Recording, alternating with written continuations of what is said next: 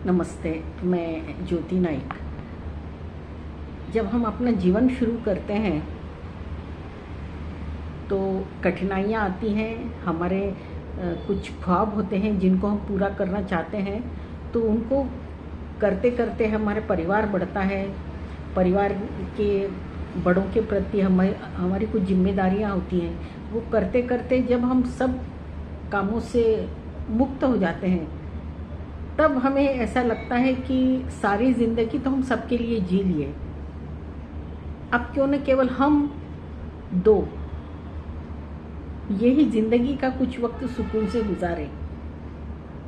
आता है मन में, और फिर ऐसी सोच होती है कि यदि हम दोनों ही यदि कुछ पल सुकून के लिए कहीं दूर चले जाएं, या जहाँ कहीं हम जाना चाहते थे वहाँ नहीं गए, तो वहाँ जाकर हम कुछ पल बिताएं, तो शायद ज़िंदगी का मज़ा कुछ और होगा। ये सोच होती है। लेकिन जो व्यक्ति हमेशा अपनों के बीच रहा है, अपनों के बीच बड़ा हुआ है, वक्त बेवक्त समाज के लिए, परिवार के लिए, सोसाइटी के लिए कुछ करता रहा है, वो इस सोच से कभी सहमत नहीं होता कि बुढ़ापे के कुछ वक्त केवल हम दो ही अकेले गुजारें, क्योंकि उनको वैसी आदत ही नहीं रहती। तो इसी के ऊपर मेरी आज की रचना है, और उसका शीर्षक है जिंदगी की ओर। जो भी सोचा था जिंदगी में करने के लिए, वो सब पूरा कर चुके थे। जो भी सोचा था जिंदगी में करने के लिए, वो सब पूरा कर चुके थे। अब कुछ जिम्मेदारियां नहीं थी। सोचा अब फिर से हम दो हमारे लिए रहने का वक्त आ गया है।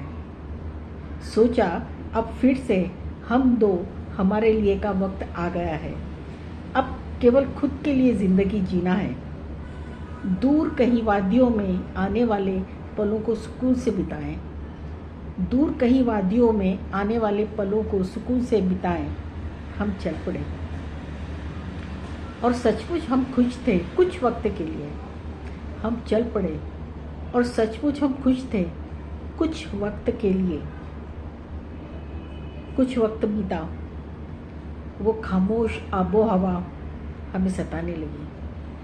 कुछ वक्त बीता, वो खामोश आबो हवा हमें सताने लगी। लगा जिंदगी मानो कहीं दूर पीछे छूट गई है। लगा मानो जिंदगी कहीं दूर पीछे छूट गई है। हम वक्त बेवक्त घर पर आने जाने वालों की आवाज़ें, क्या हो रहा है, अंकल कहाँ हैं, आज सुबह से आप दिखे नहीं, तबीयत तो ठीक है ना, कुछ ज़रूरत हो तो बता देना। इन आवाज़ों को सुनने के लिए कान बेचैन होने लगे।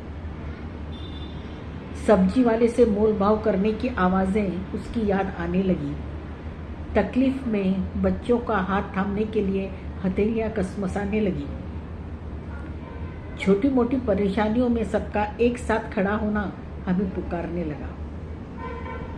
घर में होने वाली हल्की फुल्की तू में हंसी मजाक और ताजगी का एहसास हमें वापस बुलाने लगा। अब जान गए कि हम दो हमारी ये कोई ज़िंदगी नहीं है। अब जान गए कि हम दो और हमारी ज़िंदगी ये कोई ज़िंदगी नहीं है। ज़िंदगी वो होती है जहाँ शोर शराबा हो, लोगों का वजह बेवजह आना जाना हो, रूठना मनाना हंसना रोना हो।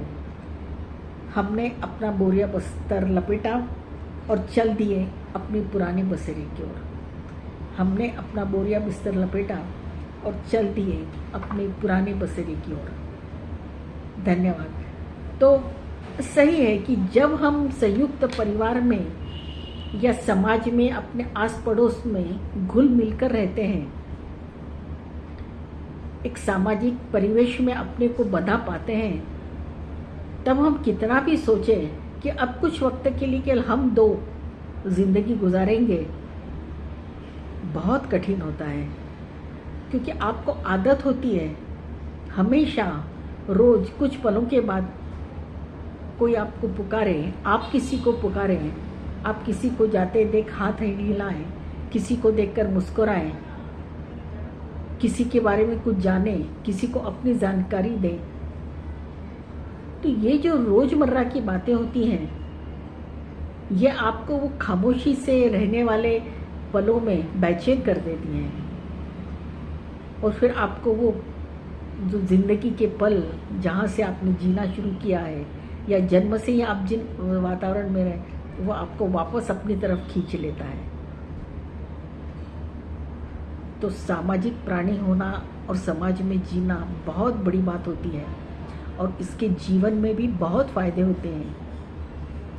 तो जहाँ तक हो सके हमेशा लोगों से घिरे रहकर जीना सीखिए। अकेले जीना कोई जीना नहीं होता,